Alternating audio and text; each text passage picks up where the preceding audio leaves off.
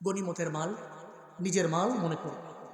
2 number, আমানতের টাকা আরেকজনের কিন্তু নিজের টাকা মনে করবে।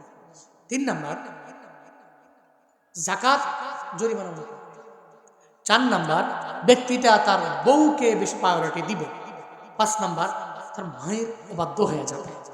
6 নাম্বার, বন্ধুকে আপন মনে করবে। 7 নাম্বার, বাবারই অবাধ্য হবে, বাবারে পর মনে করবে। 8 নাম্বার, মসজিদে হট্টগোল শোরগোল বেড়ে যাবে। 9 নাম্বার, কৌমের লিডার এমন একজন হবে যে বকলম, ইলিম আমলের দিক থেকে অগ্রগামী না, মাদ্রাসা স্কুল কলেজ যাই কোনো বারান্দায় যায় নাই, এই ব্যক্তি কৌমের লিড দিবে। 10 নাম্বার, ব্যক্তিকে সম্মান করা হবে এই ভয়ে যে ব্যক্তি আমার কোনো ক্ষতি করে ফেলবে, আমার খারাপ কিছু করে ফেলবে, এই ভয়ে ব্যক্তিকে সম্মান করা হবে। 10 নম্বর। 11 নম্বর, মদ্যপান বেড়ে যাবে। 12 নম্বর, রেশমি কাপড় পরিধান করা হবে। 13 নম্বর, গায়িকা নায়িকা বেড়ে যাবে। 14 নম্বর, বাদ্যযন্ত্রের গান মানুষের কাছে বেশি পছন্দ হবে, এটাই তারা বেশি গ্রহণ করবে। উত্তুখিজাতিল মাআজিফ, গ্রহণ করবে বাদ্যযন্ত্রকে, বাদ্যযন্ত্রকে এদের কাছে খুব পছন্দের মনে হবে, এটা গ্রহণ করবে। এট লাস্ট ব্যক্তিগুলো পূর্বের জামানার ব্যক্তিগুলোকে লানত দিবে, অভিসম্পাত করবে, গালিগালাজ করবে।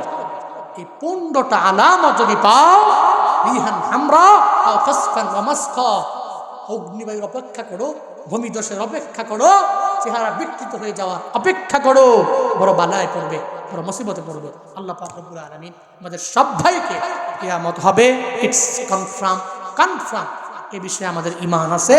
তবে কিয়ামতের আগে কিছু পুঁজি টুজি বানায়া অন্তত পক্ষে যদি ইমাম মাহদীর সাথে মোলাকাত যদি হইয়া যায়, তাহলে সৈনিক হইয়া নিজের ইমানদার বানায়া দাজ্জালের পথে না যেয়ে ইমাম মাহদীর সৈনিক হইয়া চলার তৌফিক দান করেন। সকলেই পড়ি আমিন।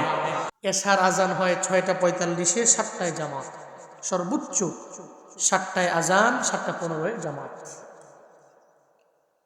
এই যে এখানে মানুষগুলো বসে আছে মুরব্বী যারা, ওনাদের কন্টিনিউ রুটিন হলো এশার নামাজটা আদায় করেই বাসায় যাবে। হোম মিনিস্টারকে বলবে শীতের রাত, ঠান্ডার দিন, তাড়াতাড়ি তরকারি গরম করো। গরম করা হলে খেয়ে শুয়ে পড়ি, কারণ এশা পড়েছি, ফজরও পড়তে হবে। এটা হচ্ছে এখানকার অধিকাংশ মুরব্বীদের নিয়মিত কাজ। কিন্তু এই যুবকরা যারা আছে এখানে, এরা আবার ব্যতিক্রম। কিন্তু এদের কাছে রাত 11টা হলো মাগরিব, বুঝলেন না? রাত 11টা কি? এরা তো 11টায় ফেসবুক, টিকটক, বিভিন্ন ইনস্টাগ্রাম এগুলো দেখা শেষ করে, এরপরে 11টার পর থেকে শিডিউল করে যে এই এখন শুরু করি ডাউনলোডকৃত নাটক দেখা। হ্যাঁ, কমন পড়ছে, হাসি দিছে মানে কমন পড়ে গেছে। এরপর নাটক দেখা, সিনেমা, ছবি, নতুন একটাও বাদ দেয় নাই। নাটক তুই আসতে দেরি, তোর দেখতে দেরি করবে, এগুলো করে না, আমি জানি তো।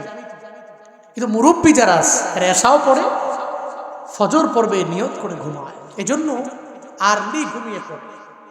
রাত জাগা পাখি নিজেকে বানায় না, লেট নাইটে ঘুমায়। আজকের এই মাহফিলে কিন্তু আপনারা দেরি করছেন, শিডিউল মিস্টেক করেছেন। কাকে খুশি করার জন্য? এই যে মাহফিলে আসলেন, খুশি হয়েছেন না বেজার আছেন? সবাই বলতে হবে খুশি না বেজার। আজকের এই মাহফিল আয়োজন করেছেন ঠাকুরাইন দিঘির পাড় পশ্চিম পাড় ইসলামী যুব সমাজ, যাদের অক্লান্ত পরিশ্রমী মাহফিল প্রতি বছরের নেই। এবছর 10তম, এর আগে 9 বার হয়েছে, এবছর 10 বার। এই যে মাহফিল পাইলেন, যুবকদের জন্য একটু দোয়া করার প্রয়োজন আছে না নাই? আমি দোয়া করি আল্লাহ প্রত্যেকটা যুবককে দ্বীনের জন্য, ইসলামের জন্য কবুল করেন। সকলেই পড়ি আমিন। আরো জোরে পড়েন আমিন। সম্মানিত হাজির, আমরা এই যে মাহফিলে আসলাম, আমাদের প্রত্যেককে কে এনেছেন? সবাই বলতে হবে কে এনেছেন, কে তৌফিক দিয়েছেন। যে আল্লাহ দিয়েছেন, ওই আল্লাহর প্রশংসা করার প্রয়োজন আছে না নাই? সকলে চিল্লায় একবার করে সমস্যারে পড়ছি আলহামদুলিল্লাহ। আরো জোরে চিল্লায় আলহামদুলিল্লাহ। আমার সাথে পড়ুন, রব্বানা লাকাল হামদ হামদান কাসীরান তাইয়িবান মুবারাকান ফী ইয়া রাব্বি লাকাল হামদু কামা ইয়ানবাগি লিজালালি ওয়াজহিকা ওয়া আযীমি সুলতানিকা। লাকাল হামদু বিল কুরআন, লাকাল হামদু বিল ইসলাম, লাকাল হামদু বিল ঈমান। এই যে একটা বাক্য বললাম, প্রশংসা করলাম কার? রবের প্রশংসায় লাভ কয় বছরের? হ্যাঁ, 5 বছর, 10 বছর? হ্যাঁ, রবের গুণকীর্তন করলে লাভ দুনিয়া আখিরাত। কোনোভাবেই রবকে বন্ধু বানাতে পারলেই ফায়দা উভয় জগতে। আল্লাহ পাক বলছেন, আলা ইন্না আউলিয়া আল্লাহ লা খাউফুন আলাইহিম ওয়া লা হুম ইয়াহজানুন। জোরে পড়েন সুবহানাল্লাহ। আল্লাহ বলছেন, জেনে নাও নিশ্চয়ই রবের বন্ধু যারা, তাদের কোনো ভয় নাই, এতে কোনো চিন্তা নেই। দুনিয়াতে তো সে রবকে গার্ডিয়ান বানানো, মান্নাহুল মাওলা ফালাহুল কুল। রব যার হয়ে গেল মাওলা, রব যার হয়ে গেল গার্ডিয়ান, রব যার হয়ে গেল অভিভাবক, ফালাহুল কুল। পৃথিবীর সমস্ত কিছু তো বান্দার জন্যই হয়ে গেল। শুধু তাই না, আখিরাতে জান্নাতের মালিককে আল্লাহ বলবে, বান্দা তুই আমার রাজি করছো? আখিরাতে জান্নাতের মালিক তো আমি, যা তোরে মাফ কইরা জান্নাতে দিলে আমি রবের কারো কাছ থেকে পারমিশন নেওয়া লাগবে না, অনুমতি নেওয়া লাগবে না, আমাকে রাজি করেছো। 8টা দরওয়াজা ওপেন আছে, যেই দরওয়াজা দিয়া মন চায় ওই দরওয়াজা দিয়া জান্নাতে ঢুকে যাও। যদি আল্লাহ এটা কয়, কারো কাছ থেকে অনুমতি নেওয়া লাগবে? জান্নাতের মালিককে কোনো পীর, হ্যাঁ, কোনো ব্যক্তি, কোনো আলেম, তাকে তো কইতো। স্বৈরাচারী জমানায় নিজেকে আলেম দাবি করা একজন ব্যক্তি তো এক জালেমকে বইলাই ফেলছিল যে আপনি জান্নাতি মানুষ, আপনার মতো জান্নাতি কেউ হতে পারে না। 560টা মডেল মসজিদ তৈরি করেছেন আপনি, আপনি জান্নাতি মানুষ। জান্নাত ওই হুজুরের বাপের, এজন্য হ্যাঁ একজন কয় জান্নাতি। জান্নাতের মালিককে 4টিখানি কথা মনে করেছেন। মানুষকে বিভিন্ন মাধ্যমে উপর দিয়ে ফিটফাট, ভিতরে সদরগা লেফাফা দুরুস্তির একটা দোষ নিয়ে, যার উপর দিয়ে অনেক কিছু আছে কিন্তু ভিতরে ভিতরে অনেক ঝামেলা। মানুষকে দেখাচ্ছেন যে আমি তাহাজ্জুদ পড়ি, আমি ফজরের নামাজ পড়ি, আমার মুসল্লা অন্য কেউ উঠায় না, যায় নামাজটা আমি নিজে উঠায় রাখি, কোরআন তিলাওয়াত করি, তাসবিহ পড়ি। এটা উপর দিয়া বললেন, কিন্তু গোপনে গোপনে কোনো আলেমের প্রতিদিন, প্রতি 2 দিন পর পর, প্রতি 3 দিন পর পর একজন হুজুর, একজন দাড়িওয়ালা, একজন আলেমের জিন্দানখানার বন্দির একটা ছবি না দেখলে আপনার ঘুম হয় না। আর আপনাকেই আল্লাহ জান্নাত দেওয়ার জন্য বসে রয়েছে। এটা তো বান্দার হক নষ্ট করেছেন আপনি। খুদার কসম, যে সমস্ত উলামায়ে কেরামকে জিন্দানখানায় নিয়ে কষ্ট দিয়েছেন, এদের পরিবার থেকে আলাদা করেছেন, নির্দিষ্ট কোনো দোষ না থাকার পরেও স্বার্থে আঘাত লেগেছে তার বক্তব্যের কারণে, আপনি তাকে বছরের পর বছর জেল খাটিয়েছেন, তার স্ত্রী থেকে তাকে আলাদা রেখেছেন, তার সন্তান থেকে তাকে আলাদা রেখেছেন। খুদার কসম, আপনার জিন্দেগিতে অনেক বেশি আমল হতে পারে, কিন্তু হাসরের ময়দানে রব বলবে, বান্দার হকটা আগে ক্লিয়ার করো। খালি বলে দিলেই হলো যে আপনি জান্নাতি। এরা ছিল একমাত্র 5 আটা গোলাম, ঠিক কিনা? কিন্তু আহলে হক উলামায়ে কেরাম জীবনেও 5 আটা গোলাম হতে পারে। আল্লাহ আমাদের সবাইকে সঠিক বুঝ দান করেন। আরো জোরে পড়ে না আমিন। আর একটু আওয়াজ করে চিল্লায় পড়ে না আমিন। আমি খুতবায় আয়াত পড়েছিলাম, আমারে দুপুরে আসার পরেও 3 জন যুবক আমারে বলছে, হুজুর আব্বা আমার ওয়াজ করেন। এমনকি মিস বাবাইও বলছে আব্বা আমার ওয়াজ করেন শুরুতে আগে। আমি তো শিওর যে তারা যেহেতু বলতেছে বারবার, এই জন্য আয়াত নিয়েছিলাম, কিন্তু হুজুর আমাকে কানে কানে সুন্দর করে বলে দিয়েছেন। এখানে গতকালকে আজকে অনেক আপনার আব্বা আম্মার বয়ান শুনেছেন, সন্তানের প্রতি পিতামাতার হক, পিতামাতার প্রতি সন্তানের হক, এই আলোচনা এখানে হয়েছে। এই জন্য আমি কনভার্ট করে সঙ্গে সঙ্গে আমি কিয়ামত সম্পর্কিত যে কথাবার্তাগুলো সূরাতুন নাজিআতের ৪২, ৪৩, ৪৪ নম্বর আয়াতে কারিমা তিলাওয়াত করেছি। তিরমিজি শরীফের ২২১০ নম্বর হাদিসটি আমি খুতবায় পড়েছি। আল্লাহ তৌফিক দিলে আমরা এগুলা থেকেই সমাজের বাস্তবতার আলোকে কিছু কথা বলে এরপরে দোয়া দিয়া বাড়ি যাব। তকদিরে থাকলে তাবারক থাকলে নিয়ে যাব, না থাকলে না নিয়েই বাড়ি ফিরব। থাকবেন কারা কারা? দুহাত তুলে, আমাকে নয় আল্লাহকে দেখায় দেব। লিল্লাহে তাকবীর, লিল্লাহে তাকবীর। আল্লাহ প্রত্যেকের হাতগুলোকে কবুল করেন, জোরে পড়ে না আমিন। ভাই সব দুনিয়ার বাস্তবতাই হলো এই পৃথিবীতে থাকা যাবে না, চলে যেতে হবে। দুনিয়ার পরে এক অনন্তকাল একটা সময়, যে সময়ের শুরু আছে মাগার ওই জগতের নাম কি?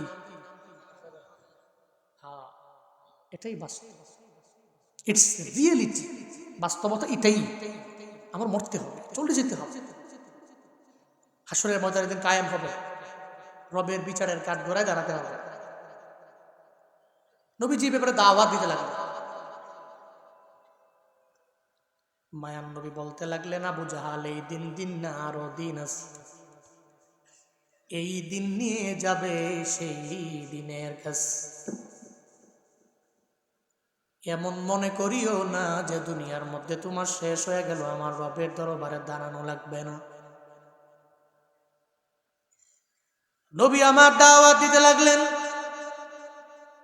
৪০ বছর আগে আমার নবী দাওয়াত দেয় নাই, নবুয়ত পাওয়ার পরে নবী বলতে লাগলেন, এই কুফারের দল, যতই বাড়াবাড়ি করো আমার রবের বিচারের কাঠগড়ায় দুনিয়া বিলাইনের সমস্ত বাড়াবাড়ির ব্যাপারে আমার রবের দরবারে জবাবদিহি করা লাগবে। আল কারিআতু মাল কারিআ ওয়া মা আদরাকা মাল কারিআ ইয়াউমা ইয়াকুনুন নাসু কাল ফারাশিল মাবসুস।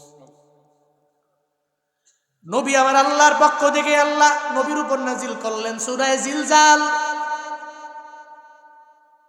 সূরা জিলজাল পড়লে একটা বান্দার মনের মধ্যে হাসরের ময়দানের যে ভয়াবহতা সব একটা বান্দার অন্তরের মধ্যে অটোমেটিক চলে আসবে। ইদা জুলজিলাতিল আরদু জিলজালাহা ওয়া আখরাজাতিল আরদু আথকালাহা ওয়া ক্বালাল ইনসানু মা লাহা। মায়ান নবী বয়ান করতে লাগলেন, এই দুনিয়ার মানুষেরা, আদ-দুনিয়া ফানিয়াতুন ওয়াল আখিরাতু বাকিয়া। দুনিয়া একদিন ধ্বংস হয়ে যাবে, আখিরাত এমন একটা জায়গা ওটার ধ্বংস নাই, বাকি থাকবে, বাকি থাকবে, বাকি থাকবে। যতই বাড়াবাড়ি করে আগাও আমার রবের বিচারের কাঠগড়ায় একদিন দাঁড়ায় যাওয়া লাগবে। নবী বয়ান করতে লাগলেন। কাফেরেরা মনে মনে ভাবে ৪০ বছর নবুয়ত মুহাম্মদ পাইল, নবুয়তের আগে তো নবীর জিন্দেগিতে কোনো মিথ্যা নাই। উনি ওয়াদা করে ওয়াদার খেলাফ করে না, আমানতের খেয়ানত উনি করতে বুঝেও না, জানেও না, করেও না। ৪০ বছরের আগে নবুয়ত পাওয়ার আগে থেকে আমার নবীর আল আমিন উপাধি দিয়া দেয়। কুফারেরা বলে, চল, যেই মোহাম্মদ এত এত কিয়ামতের কথা বলে, একটু চল না জিগাই কবে কিয়ামত হবে। একদিন নবীর সামনে এসে আমার নবীরে জানায় দেয়, মোহাম্মদ, ইয়াসআলুনাকা আনিস সাআতি আইয়ানা মুরসাহা ফিমা আনতা মিন যিকরাহা ইলা রাব্বিকা মুনতাহা। জোরে বলেন আল্লাহু আকবার। আরো জোরে বলতে হবে আল্লাহু আকবার। আল্লাহ পাক বলেন, ও পয়গম্বর আমার, তারা আপনারা জিজ্ঞাসা করবে কিয়ামত সম্পর্কে। আইয়ানা মুরসাহা মানে কোন জায়গার মধ্যে নোংর ফালায়া দেওয়া হবে।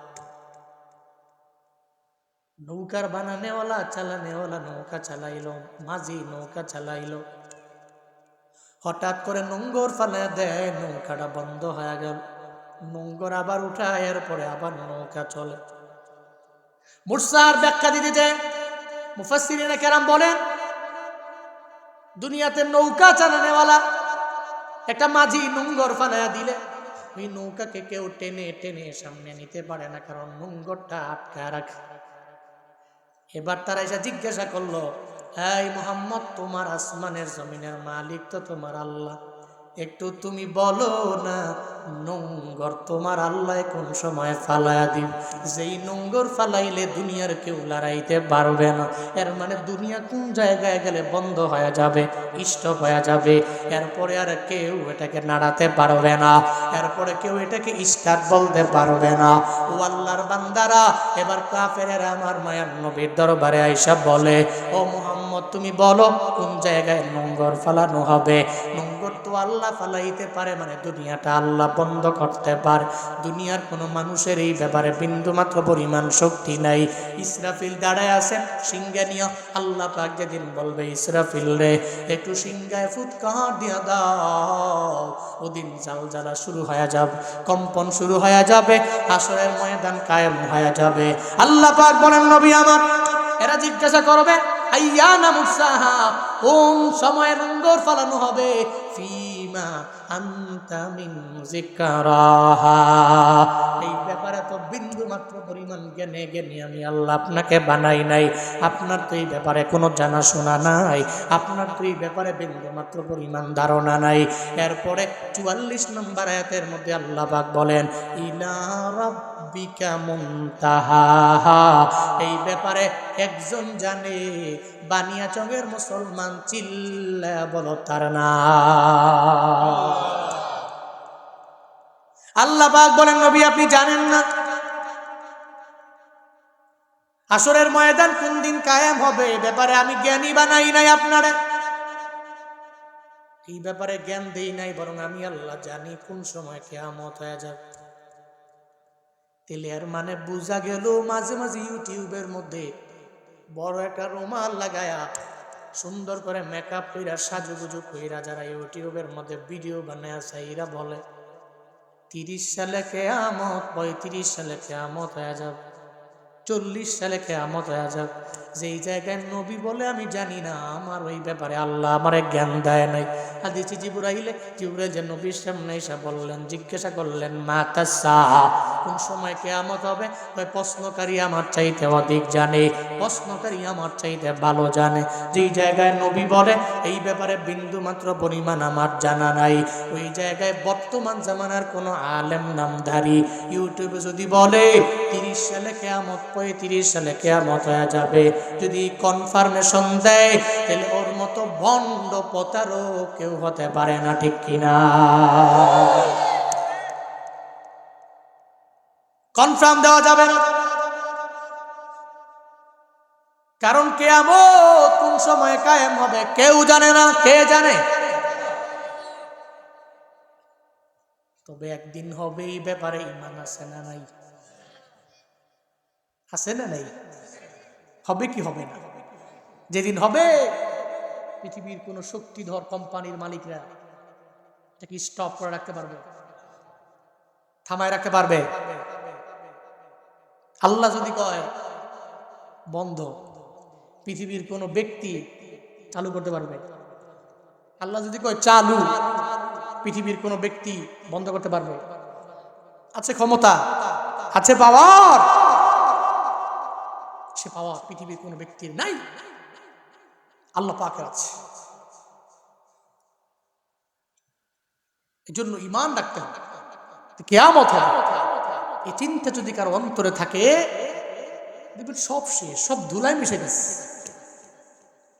এই জন্য আমি মাঝে মাঝে বলি, যখন দেখবেন যে আপনার ভিতরে অহংকার ধরে ফেললো আপনারে, কেন যেন সবারে ছোট মনে হয়, নিজেরে বড় মনে হয়, এই চিন্তা অন্তরে চলে আসলো, তো দৌড়ে কবরের পাশে গিয়া দাঁড়ায় যাবে, যা দেখবেন আপনার দাদা ঘুমায়, আপনার বাবা দুনিয়া থেকে বিদায় নিয়ে চলে গেল, ওখানে ঘুমায়। আপনার মার এত সুন্দর চেহারা, ওই মাটাও দুনিয়া থেকে বিদায় নিয়ে কবরের মধ্যে ঘুমায়। আপনি যদি চিন্তা করেন আমারও মরা লাগবে, আমারও যাওয়া লাগবে, দেখবেন দুনিয়ার সব অহংকার, দুনিয়ার সব হিংসা, রিয়া, ফাসাদ, কিবির সব অন্তর থেকে দূরে চলে যাবে, ঠিক কিনা? একদিন তো মারাই যাওয়া লাগবে। ও যুবক, কিসের বাহাদুরি করো, আমায় বলো। যেই জায়গায় বয়ান করে আসলাম, ওই জায়গার মধ্যে ওই যে বড়ইউরিতে বয়ান ছিল, বয়ান করে তো তোমাদের এই ময়দানে আসলাম রে বাপ। গতকালকে ওখানে মাহফিল হলো, আজকে ওই ময়দানে মাহফিল হলো। গতকালকে প্রধান মেহমানকে খাওয়া দাওয়া করায় বিদায় করে দিল। সিলেটের মধ্যে চাকরি করে, ওই গ্রামের মধ্যে বাড়ি, ভালো মানুষ, আল্লাহ ভালো টাকাওয়ালা বানাইছেন। আজকে সিলেটে যাওয়ার কথা কয়ে, যাব না, জুনায়েদ আল হাবিবের বয়ান আমি শুনবো। এই চিন্তা নিয়ে বসে রইল, হুজুরে আমি দেখবো, এরপরে আমার ঘরের মধ্যে আইনা হুজুরের মেহমানদারি আমি করব। কিন্তু আল্লাহ কয়, এতটুকু হায়াত আমি তোরে দিব না, এতটুকু হায়াতের গ্যারান্টিও তোর হাতের মধ্যে নাই রে বান্দা। এই যে আজকে দুপুরই দুনিয়া থেকে বিদায় নিয়ে চলে গেল, আমারও দেখে না, আমি বয়ান করে আসলাম, শুনে না। হায় রে, এই তো দুনিয়ার জিন্দেগি। কিন্তু এর পরেও তো খেলায় খেলায়, দুলায় দুলায় মানুষ কত পরিমাণে গুনাহ করে। যুবকেরা তো কত ভাবে, আমার দাদার মতো বয়স হয়ে গেলে আমি নামাজি হয়ে যাব। না রে বাবা, গ্যারান্টি নয়। কোন দিন মালাকুল মউত তোমার দুয়ারের সামনে এসে হাজির হয়ে যায়, এই ব্যাপারে গ্যারান্টি দুনিয়ার কোনো ডক্টর দিতে পারবে না, তোমার আব্বা আম্মা দিতে পারবে না, তোমার পরিবারের লোকেরা দিতে পারবে না। চিন্না কও ঠিক কিনা?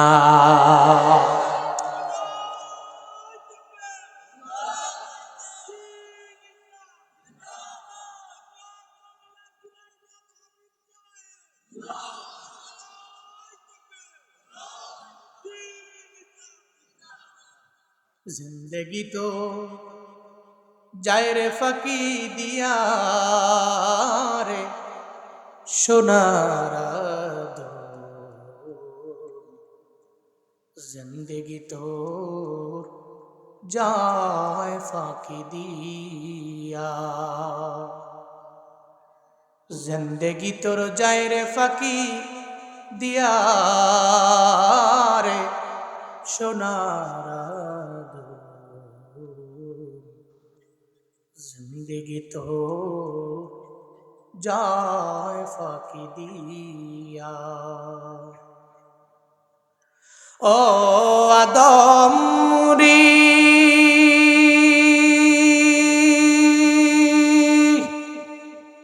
পাকে ধরিয়া গেছে দাড়ি, দন্ত আছে গোটা চারি, সমন জারি গিয়াছে করিয়া রে সোনার জিন্দেগি তো যায় ফাঁকি দিয়া। ও আদম রে,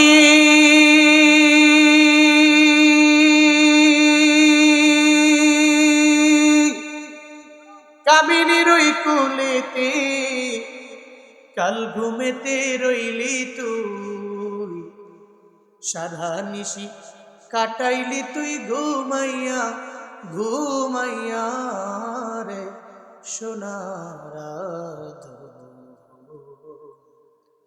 জিন্দেগি তো যায় ফাঁকি দিয়া। জিন্দেগি তো যায় রে ফাঁকি দিয়া রে সোনার জিন্দেগি তো যায় ফাঁকি দিয়া। রাতের বেলা ঘুমায়া ঘুমায়া বান্দা একটু চিন্তা করলে তুমি মরণের কথা চিন্তা করলেই তো হবে। সারা জিন্দেগি তোমার চলে গেল খেলায় খেলায় দুলায় দুলায় ঘুরে ঘুরে ঘুরে ঘুরে। চিন্তা করলা তুমি মুরব্বী হয়ে গেলে নামাজ পড়বা, কিন্তু মুরব্বী যে হতে পারবা এই ব্যাপারে গ্যারান্টি তো বাবা তোমার নাই, কেউ দিতে পারবে না। ও বানিয়াচংয়ের যুবক, আমি আবদার জানাই, বারবার আবদার জানাই, অহংকার যদি আসে কবরের পাশে গিয়া বান্দা একটু দাঁড়ায়া চিন্তা করে আগায়া যাও। হাসরের ময়দান একদিন কায়েম হবে, ঈমান আছে না নাই? আছে তো। ছোটবেলায় মক্তবে পড়ছি না, আমানতু বিল্লাহ ওয়া মালাইকাতিহি ওয়া কুতুবিহি ওয়া রুসুলিহি ওয়াল ইয়াউমিল আখির ওয়াল কদরি খাইরিহি ওয়া শাররিহি মিনাল্লাহি তাআলা ওয়াল বা'সি বা'দাল মাউত। ছোটবেলায় পড়েন নাই? এই যে ছোট্টরা মক্তবে যখন পড়ে আল্লাহর প্রতি ঈমান আনলাম, আসমানি সমস্ত কিতাবের প্রতি ঈমান আনলাম, সব ফেরেশতাদের প্রতি ঈমান আনলাম, সব রাসূলদের প্রতি ঈমান আনলাম। আনছি তো, কিয়ামতের দিন আছে যে এটার প্রতি ঈমান আছে, কিন্তু কোন সময় হবে এ ব্যাপারে আমি জানি না, কেউ জানে না। কে জানে? যেতে হবে আলামতে কুবরা, আলামতে সুগরা। কুবরা যে 10টা এখনো পৃথিবীতে প্রকাশিত হয়নি আলহামদুলিল্লাহ, কিন্তু সুগরা যেগুলো আছে আমার কাছে মনে হয় প্রায় শেষের পথে। আমার রিসার্চে, আমার সমাজ দেখলে, আমার সোসাইটি দেখলে, আমার গ্রাম দেখলে আমার কাছে মনে হয় চলে আসছে। তিরমিজি শরীফের 2210 নম্বর হাদিসে নবীজি বলেন, ইদা ফাআলাত উম্মতি 15 খাসলা হাল্লা বিহাল বালা। হেই, যখন উম্মতেরা দেখবে 15টা খাসলত এদের অন্তরে চলে আসছে, এদের চলাফেরায় দৈনন্দিন জীবনে 15টা খাসলত পাচ্ছ তোমরা, হাল্লা বিহাল বালা, বালায় পড়বে, মুসিবতে পড়বে, বিপদে পড়বে। নবীজি বলছেন। সাহাবায়ে কেরাম জানতে চাইলেন, ওমা হুন্না ইয়া রাসূলুল্লাহ, বলেন না নবী গো, ওই 15টা খাসলত কি বলেন না? নবী বলতে লাগলেন, ইযা কানাল মাগনামু দুআলা, গনিমতের মালকে নিজের মাল মনে করবে আমার উম্মতেরা। রাষ্ট্রীয় সম্পদ নিজের মাল মনে কইরা ব্যাংকের মধ্যে ঢুকায়া দিবে। রাষ্ট্রীয় সম্পদ একা সম্পদ না, পুরো রাষ্ট্রের সবার এই সম্পদ, কিন্তু মনে করবে এটা আমার মাল, এটা মনে কইরা মাইরা দিবে। এই জন্য তো রাস্তার বাজেট হয়ে গেল 1 কোটি টাকা টেন্ডার হয়ে গেল। স্বৈরাচারী জামানায় 20 লক্ষ টাকার কাম করলো, বাকি 80 লাখ সুইস ব্যাংকে ঢুকাইল, ঠিক কিনা? যদি এরা দুর্নীতি না করত, যদি এরা অন্তরের মধ্যে আমার রবের ভয় নিয়ে চলতে পারত, আর সব টাকাগুলো যদি জনগণের কাজে, রাষ্ট্রীয় সম্পদগুলো রাষ্ট্রের কাজে ব্যয় করত, তাহলে সিলেটের মানুষেরা আজ পর্যন্ত এত কষ্ট করে ভাঙ্গা রুডে ঢাকা যাওয়া লাগে না, ঠিক কিনা? আমার দেশ সোনায় ভরপুর হয়ে যেত। বাংলাদেশের সব রুট হলো, ব্রাহ্মণবাড়িয়া হয় না কেন? সিলেট টু ঢাকা রুট হয় না কেন? এই মানুষগুলোর এত কষ্ট কেন? চাঁদাবাজ, টেন্ডারবাজ, দুর্নীতিবাজে আমার দেশটা ভরপুর হয়ে গিয়েছিল। চিল্লা কও, ঠিক কিনা? এরা রাষ্ট্রীয় সম্পদ মনে করত, নিজের সম্পদ। এজন্যই তো এক একজনের সুইচ ব্যাংকে অ্যাকাউন্ট 3টা 4টা। এই জন্যই তো এক একজনের বেগম পাড়ায় বাড়ি। হ্যাঁ, এই জন্যই তো এরা কি রে বাংলাদেশ থেকে বের হলো কেন? অনেকে মনে প্রশ্ন আছে না, আছে না, আছে না? টাকা তো তার নিজের না, টাকা তো জনগণের। ও তো ইনকাম করছে কষ্ট করে, এমন নয়। রিক্সাওয়ালা, তার কাছে টাকার মূল্য আছে, ওদের কাছে তো তা নাই। টাকা তো তার না, তার বাপের না, এটা তার জনগণের টাকা। এই টাকা একটা পর্যায়ে গিয়ে কাঁটাতারের বেরিয়ে কাছে গিয়া বলে, খালি পাচার করে দিবি, টিয়া কত লাগবে? 10 কোটি। 10 কোটি কেন, 20 কোটি লাগলে দিলাম, যা খালি পার করে দে। তো বাঙালি জালেমকেও টাকা পাইলে মাফ করতে জানে। টাকা দেন, টাকা দিছে, পাচার করে দিছে। হ্যাঁ, টাকা তো নিজের না, টাকা তার বাপের না, টাকা জনগণ। নবীজি বলছেন সম্পদগুলো রাষ্ট্রের, গনিমতের, কিন্তু মনে করবে তার।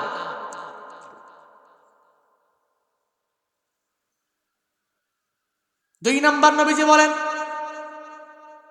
ওয়াল আমানাতু মাগনামা,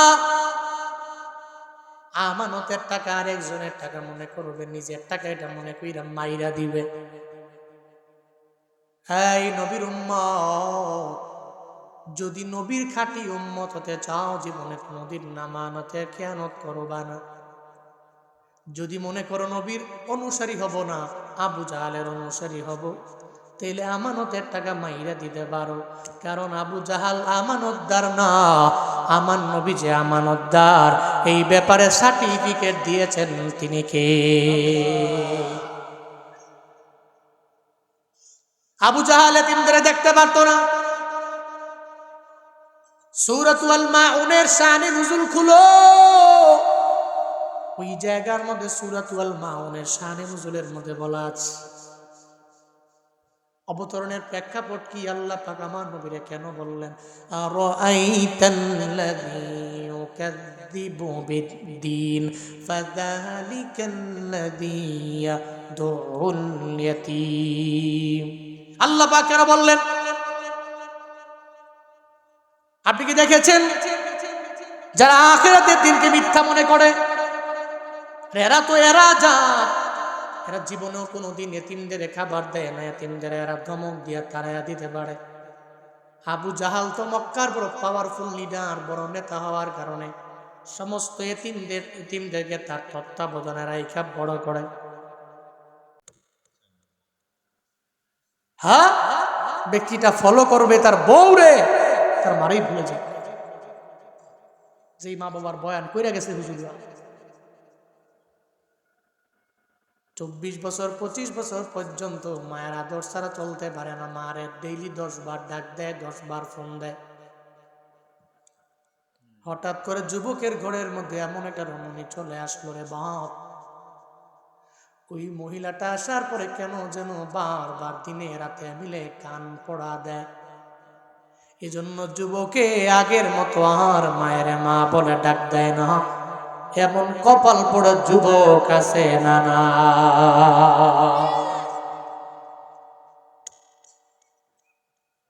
ও বানিয়াচঙের যুবক, মনে রাখিও তোমার বউ বউয়ের জায়গায় থাকবে, মা মায়ের জায়গায় থাকবে। তুমি নিয়ত করে নেও আমার বউকে প্রায়োরিটি দিব, তবে আমার মায়ের উপরে না। আমি বউরে বলে দিব, বউরে যা আমারে বলো আমার মায়ের বিরুদ্ধে বইল। কারণ মায়ের যেই পরিমাণ কষ্ট আমার জন্য করল দুনিয়ার কেউ করে নাই। 10টি মাস গর্ভে আমার মায়ে তো আমারে নিল, দুনিয়াতে আসার পরে মায়ে কষ্ট করলো, দুনিয়াতে আসার সময় বালতি বড় রক্ত যেই মায়ে জড়াইল। তুমি চলে গেলে আমার 10টা বউ মিলানো যাবে, কিন্তু আমার মায়ে যদি মারা যায়, জীবনেও কোনোদিন আর মা খুঁজে পাওয়া যাবে না। জীবনের মূল কষ্ট মায়ের, প্রসব বেদনা, সাত আসমান সাত জমিন তখন মায়েরই মাথায়। এমন মা কি কেমনে আজি, এমন মা কি কেমনে আজি যাব আমি ভুলিয়া। ও আমার প্রাণের মা, মা গো মা, কোথায় গেলে মোরে ছাড়িয়া। জনম দুঃখী এতিম আমি, চায় না কেহ ফিরিয়া। জনম দুঃখী এতিম আমি, চায় না কেহ ফিরিয়া।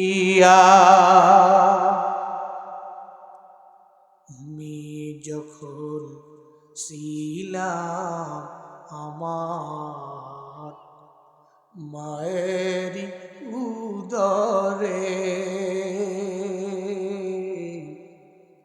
চলাফেরা করতেন যে মায়, কত কষ্ট করি।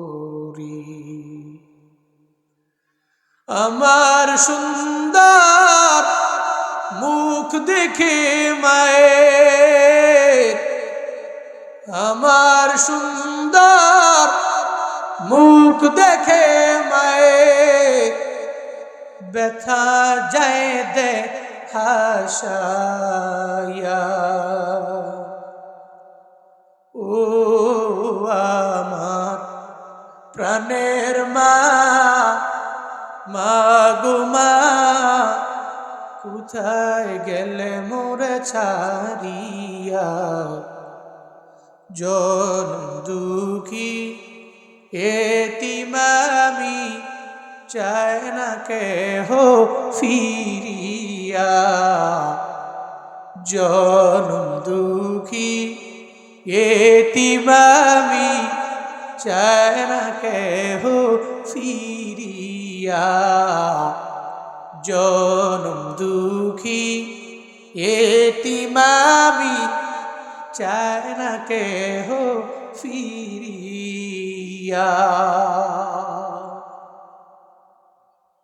খারাপ লাগে আপনাদের? কষ্ট পাচ্ছেন নাকি আপনারা? জীবনে কোনোদিন মায়ের মনে আঘাত দেওয়া যাবে না। মায়ার নবী জানায়া দিলেন, আবার উম্মতেরা এমন হবে বউরে প্রায়োরিটি দিয়ে এদের মায়ের অবাধ্য এরা হয়ে যাবে। এরপর নবীজি বলেন, বন্ধুটাকে আপন মনে কইরা বন্ধুর পেছনে খরচ করতে পারবে, কিন্তু বাবা এত অসুস্থ হয়ে যায়, মাসে ওষুধ লাগে মাত্র ৩,০০০ টাকার। বড় ভাইয়ে মেজো ভাইয়ের ঠেলা দেয়, মেজো ভাইয়ে ছোট ভাইয়ের ঠেলা দেয়, বন্ধু বান্ধবের বেলায় খরচ করতে বাদে না, কিন্তু বাবার বেলায় খরচ করতে হিসাব করে। এমন সন্তান আছে না?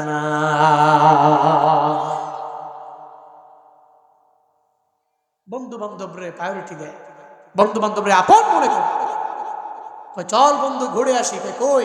সিলেট বিছনাকান্দি। চল ভুলাগঞ্জ সাদা পাথর টাঙ্গুয়ার হাওর, চল ঘুরে আসি। চল কক্সে যাই, চল সেন্ট মার্টিন যাই, চল বান্দরবান যাই, চল সাজেক যাই, চল নীলগিরি যাই। কত টাকা লাগবে? ৫,০০০। লাগলে ১০,০০০ দিব, চল।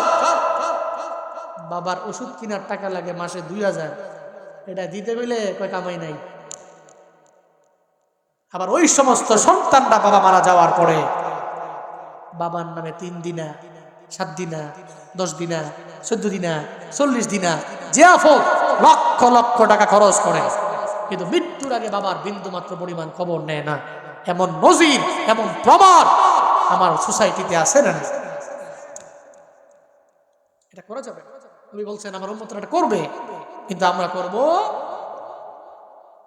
এরপর নবীজি বলেন ওয়াত্তাফাতিল আসওয়াত ফিল মাসাজিদ, মসজিদের ভিতরে হট্টগোল করবে, শোরগোল করবে।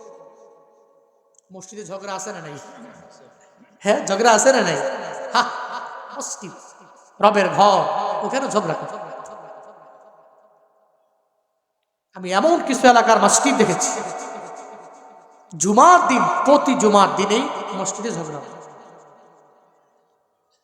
সালাম ফিরাইছে, জুমার 2 রাকাত নামাজ পড়া প্রতি সালাম ফিরাইছে, ফিরাইতে দেরি একজনে মসজিদের কিনার থেকে দাঁড়ায় গেছে, কিরে এই বিষয়ে কি করলি? আরেকজনের মসজিদ আরেক কোন দাঁড়ায় কয়, তুমি এত হুন্ডিতি করো গেল লিখা, তুমি দাঁড়িয়েছো কে? শুধু কিন্তু হয়ে গেছে গা খেলা। মসজিদ আল্লাহর ঘর, এরা ঝগড়া করে। যে জায়গায় দুনিয়াবি কথা বলাই নিছে, এরা ঝগড়া করে। এমনকি একটা পর্যায়ে ঝগড়া কইরা পাওয়ারফুল টাকাওয়ালা কিছু আছে, কুত্তুগো মসজিদে নামাজই পড়লাম না, এমন কথা বলে কি বলে না? আমার এলাকায় আছে একটা মসজিদ, মাত্র 50 ফিট দূরে আরেকটা মসজিদ। কয় ফিট? 50 ফিট দূরে আরেকটা মসজিদ। আমি তো অবাক। ওই যে এক লোক বলছিল না, আই এম তো অবাক, আই এম তো অবাক। কি মসজিদ মাত্র 50 ফিট দূরে?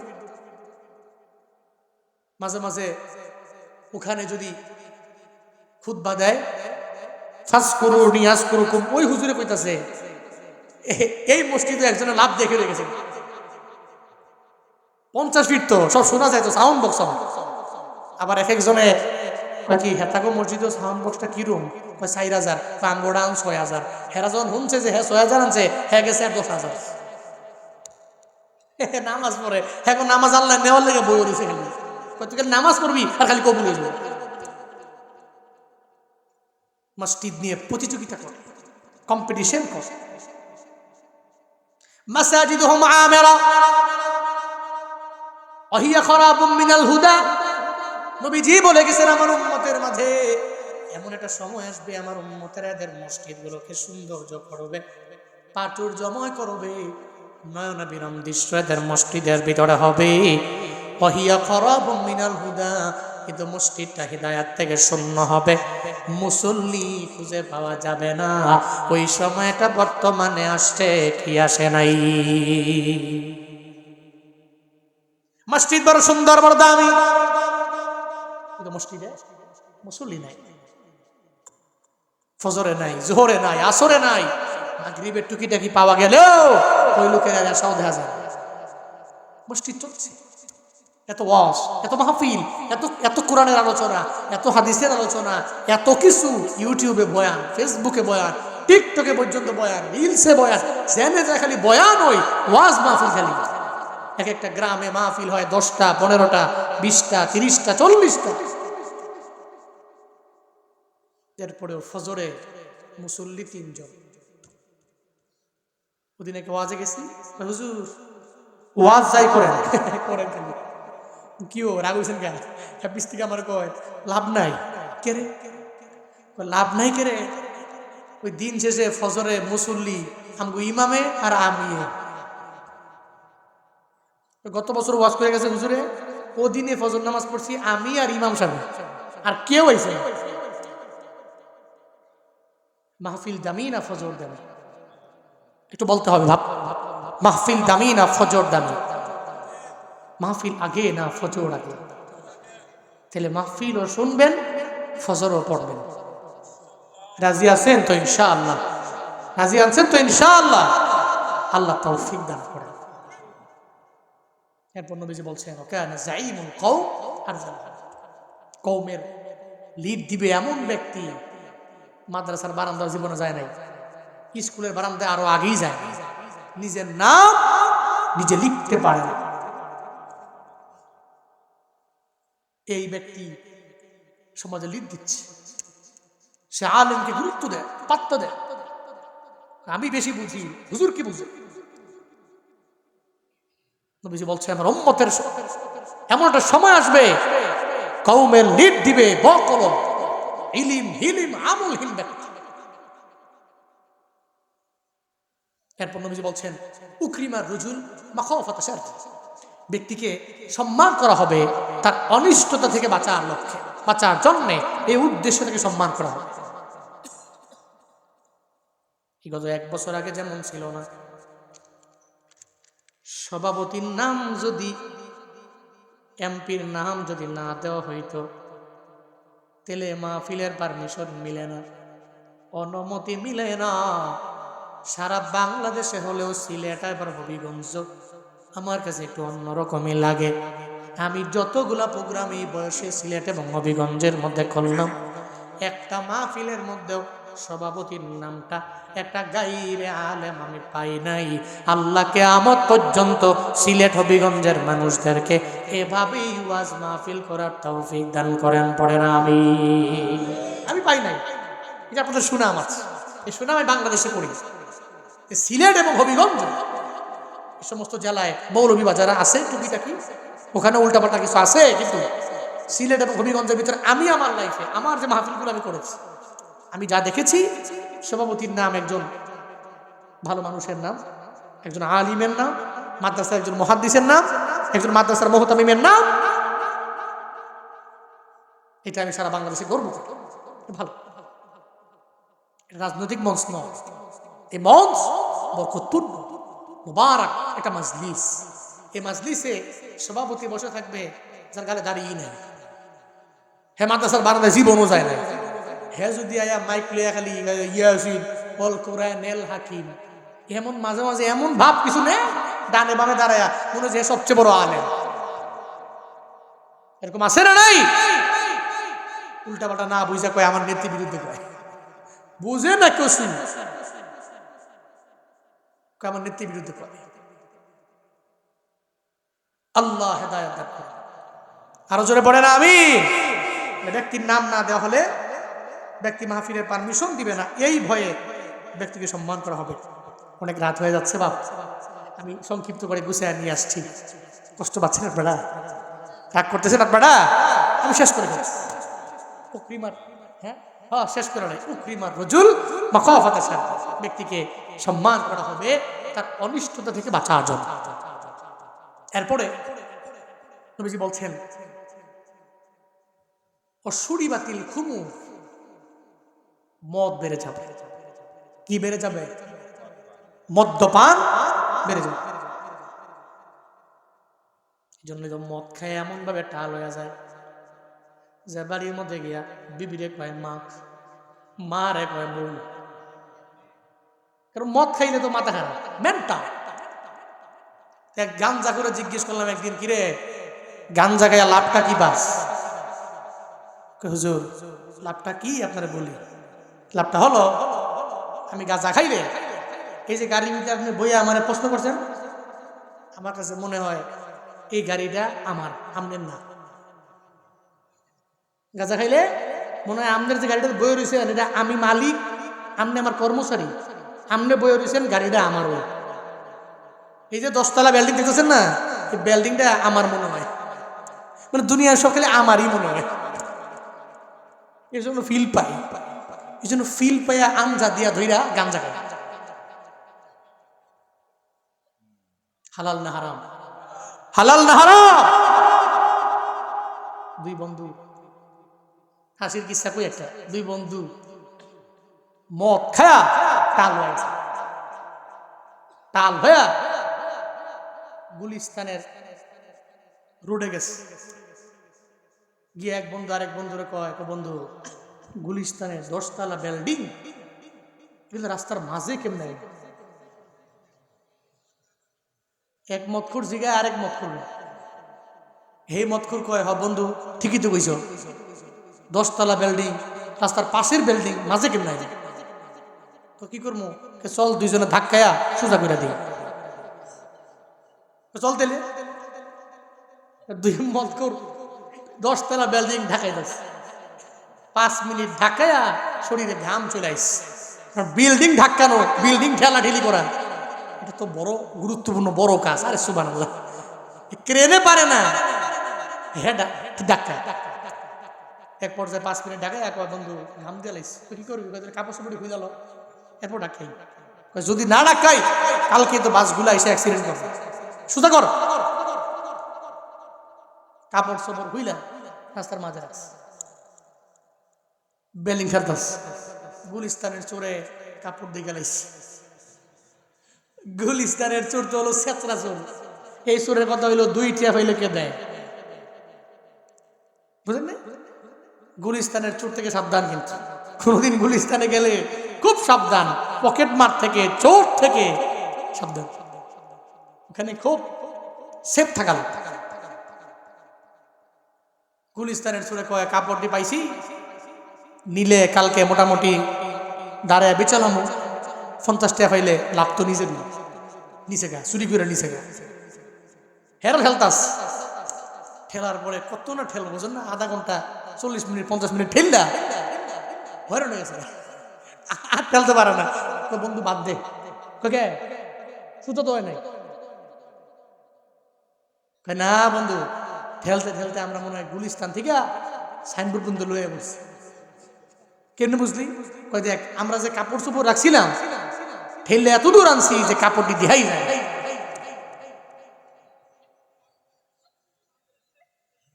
ইন্নামাল খামরু ওয়াল মাইসিরু ওয়াল আনসাবু ওয়াল আজলাম রিজসুম মিন আমালিশ শাইতান ফাজতানিবুহু লাআল্লাকুম তুরহামুন। জোরে বলেন আল্লাহু আকবার।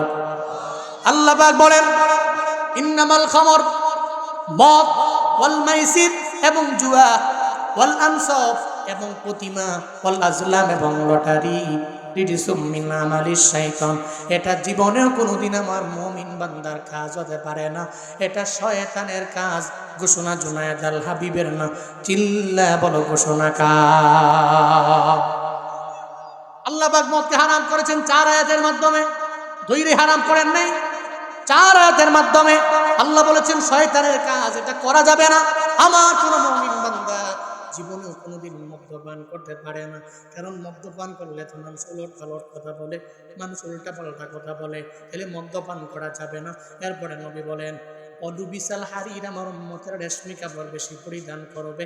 এরপরে আমার নবী জানায়া দেয় অত্তুকিজাতিল কয়নাত ওয়াল মাজিব, আমার উম্মতের মধ্যকার বাদ্যযন্ত্র বেশি বেড়ে যাবে, গায়ক গায়িকা বেড়ে যাবে, নায়ক নায়িকা বেড়ে যাবে। এরা বাদ্যযন্ত্রের গানটাকে অনেক বেশি পছন্দ করবে, চুজ করবে। এদের সিলেকশনের ভিতরে এরা বাদ্যযন্ত্রের গানটাকে সিলেক্ট করে নিবে। ওয়ালা আনা আখিরু হাদিহি উম্মতি আউয়ালাহা, এরা পূর্ববর্তী মানুষগুলোকে লানত দিবে, অভিসম্পাত করবে, লানত দিবে, গালিগালাজ করবে, বকাবকি করবে। এদের পূর্বপুরুষ যারা ছিল এদের বিষয়ে অনেক বাজে কটূক্তি করবে। এই 15টা খাসলত যদি পাও, এই সাহাবায়ে কেরামেরা আমার এই উম্মতদের শোনায়া দিও, ফালিয়ারতাকিবু ইনদা যালিকা রিহান হামরা। আমি নবী তো মনে হয় ওই যে উম্মতেরা যদি 15টা খাসলত যদি এদের ভিতরে চলে আসে, তাহলে এরা যেন অগ্নিবায়ুর জন্য অপেক্ষা করে। অগ্নিবায়ু দ্যাট মিনস এই এলাকার মধ্যে আগে যেরকম সুন্দর বাতাস বইতেছিল, এই বাতাসের মধ্যে কি পরিমাণের মজা ছিল। আগে বানিয়াচঙ্গের হাওরে গেলে 2 ঘন্টা লাগায় কাজ করলেন, 2 ঘন্টা কাজ করার পরে এরপরে আপনি যখন একটা বট গাছের নিচে গিয়া বসলেন, 1 গ্লাস পানি নিয়ে আপনি পান করলেন, খোদার কসম মুরব্বীরা কি পরিমাণ দিলটা ঠান্ডা হয়ে গেল। মনে হয় আরো 3 ঘন্টা কাজের জন্য একটা উৎসাহ আপনি পেয়ে গেলেন 1 গ্লাস পানির মাধ্যমে। কিন্তু একটু বলেন না, আগের সেই ঠান্ডা হিম শীতল বাতাস কি এখন পাওয়া যায়? হ্যাঁ, আগে সে মজা, আগে সেই ঠান্ডা বাতাস এখন পাওয়া যায়।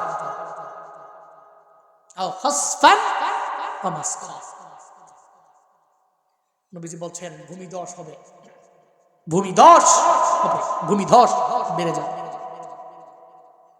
মাসখা, চেহারা বিকৃত হয়ে যাবে। চেহারা কি হবে? বিকৃত হয়ে যাবে।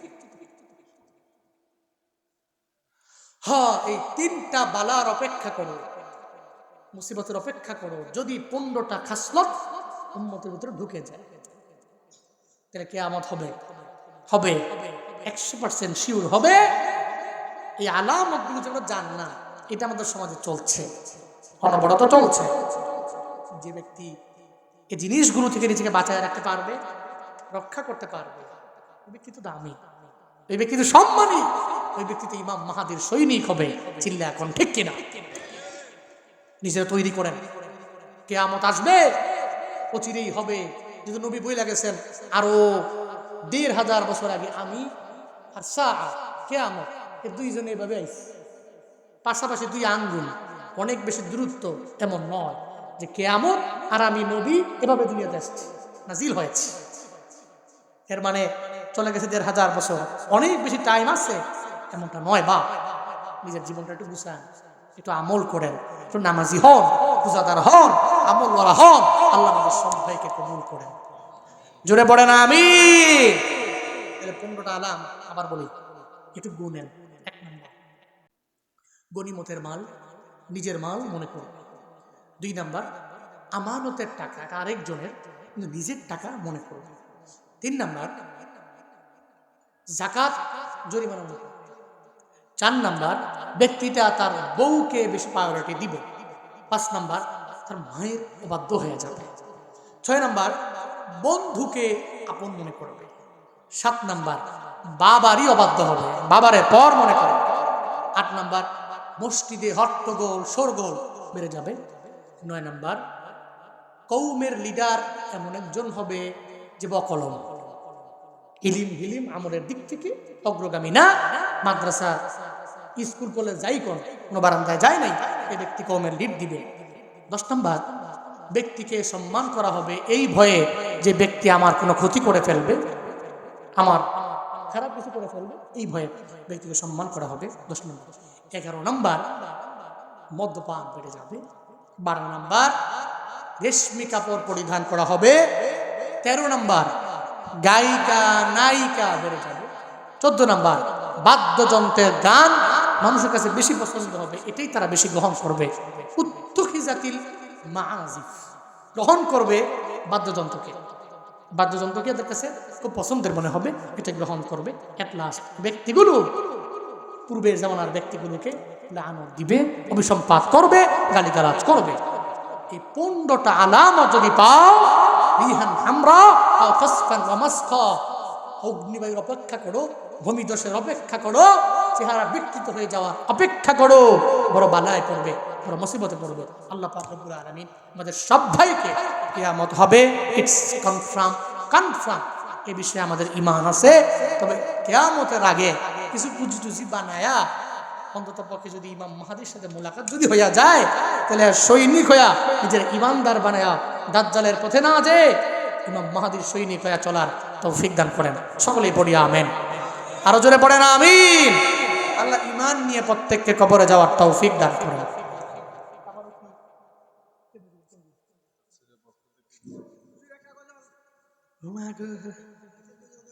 গজল লাগাইলাম বউকা একটু হবে ইনশাআল্লাহ, আশা করি।